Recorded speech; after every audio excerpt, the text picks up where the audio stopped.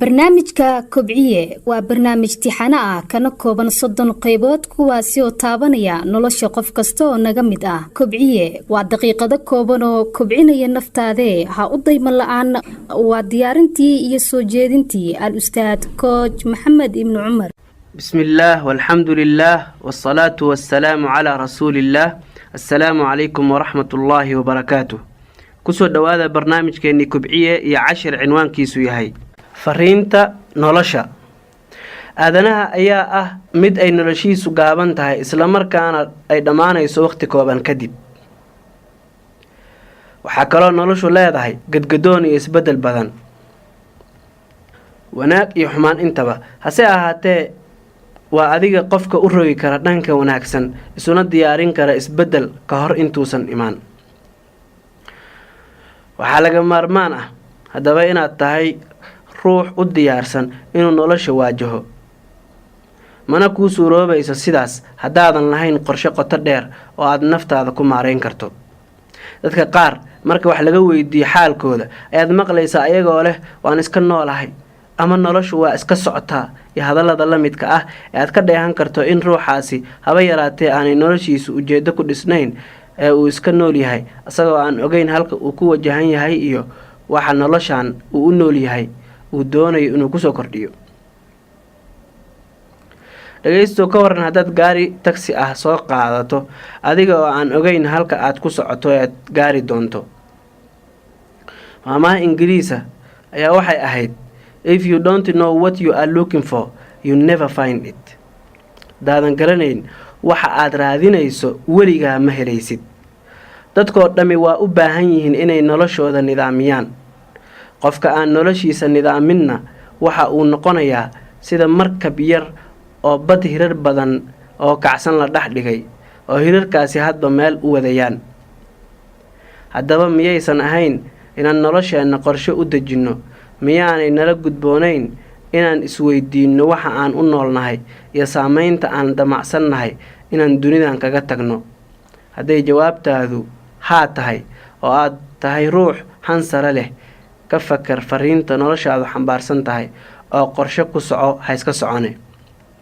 fariinta nolosha waxay kuu soo bixi kartaa marka aad muuqaal cad ka haysato waxa aad rabto inaad noqoto, islamarkaana aad qorto guulaha aad doonayso inaad kasoo hoydo dhinac walbo noloshaada ka mid ah, sida dhanka diinta, dhanka aqoonta, dhanka qoyskaaga, dhanka caafimaadkaaga iyo weliba dhinacyada kale nolosha ka mid ah.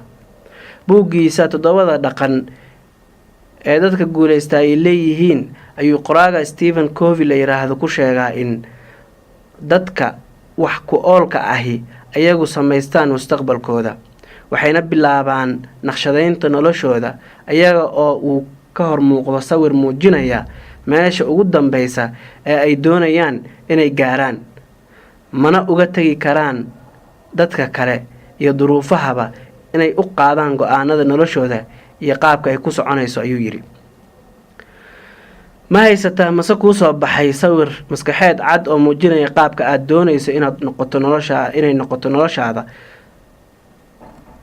qor fariin nololeed macno weyn xambaarsan iyo ujeedooyin sarsare. dhagaystow isku day inaad suuraysato ama aad ishor keento qaabka aad rabto inaad noqoto 20 sano kadib haddii Allah ku gaarsiiyo oo aad nolosha baaqi ku ahaato. sidee rabtaa inaad dadka ay kaaga hadlaan ama kaaga faalloodaan? maxaad rabtaa in lagugu tilmaamo? ma qof noloshiisa wax badan ka bedelay kuna soo kordhiyay wanaag badan oo dadka wax taray in lagugu tilmaamo ayaad rabtaa, mise qof caadi ah oo aan noloshiisa waxba ku soo kordhin? muslimiintii hore ee wanaagsanaa ayaa waxaa laga soo tabiyaa inay dhihi jireen oraah aad u qiimi badan, taasoo ahayd man laa yuxsinu al-ikhtiyaara linafsih laa yuxsinu al-ikhtiyaara ligayrih. macnaheedu yahay qofkaan naftiisa si wanaagsan ugu dooqi karin dadka kalena waxba uma dooqi karo. soomaaliduna waxay tiraahdaa ninkaad kaba ka tolanayso kuwiisaa la eegaa. go-aanka iyo doorashada adiga oo keliya ayaa leh. ama noqo qof saameyn wanaagsan ku leh bulshadiisa, noloshiisa iyo toodana wax ka bedela, ama noqo mid caadi ah oo aan waxtar lahayn. saxaabiga weyn ee lagu magacaabo Ribciy ibn Caamir ayaa markuu tagay dhulkii faris ee iiraan hadda loo yaqaan una tagay madaxweynihii u sarreeyay dowladdii furus ee lagu magacaabi jiray rustum ayaa rustum wuxuu weydiiyey saxaabiga waa maxay fariinta aad xambaarsantihiin haddaad muslimiin tihiin markaasuu ku jawaabay ribci ibnu caamir fariinteennu waa allah ayaa wuxuu noo soo saaray inaan dadka kii doonaya aan ka saarno addoonsiga dadka kale ee asaga la midka ah una saarno addoonnimada allah oo keliya sidoo kale inaan ka saarno dulmiga diimaha kaloo dhan una saarno cadaaladda islaamka iyo inaan cariiriga adduunye ka saarno dadka oo aan waasacnaanteeda u saarno inta ayuu kusoo koobay isaga oo tilmaam buuxda ka bixiyey fariinta qof kasta oo muslima nolosha ka xambaarsan yahay waxa ay tahay waxaa cilmi baaris lagu ogaaday in dadka noloshoodu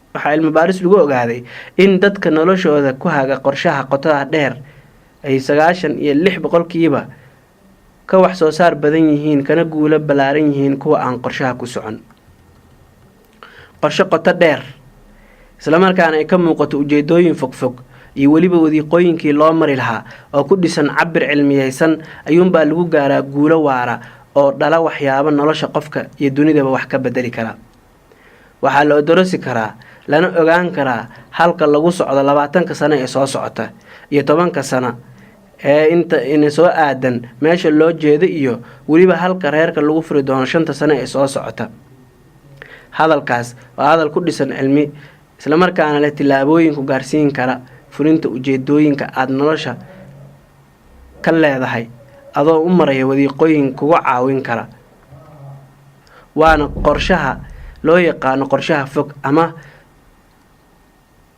strategic planning qorida fariinta nolosha iyo waxa uu qofka u nool yahay ayaa ruuxa ku caawinaysa inuu ka jawaabo su'aalaha ah markaad dunidan ka baxayso aad saaran tahay sariirta sakaraatul mawdka maxaad jeclaan lahayd inay hore kugu qabsoomaan sidee jeclaan lahayd inaad diin ahaan ahaato sidee rabi lahayd in qoyskaagu ahaado maxaad jeclaan lahayd inuu ka haro oo dunida uu ku dambeeyo adoo qabrigaaga ku jira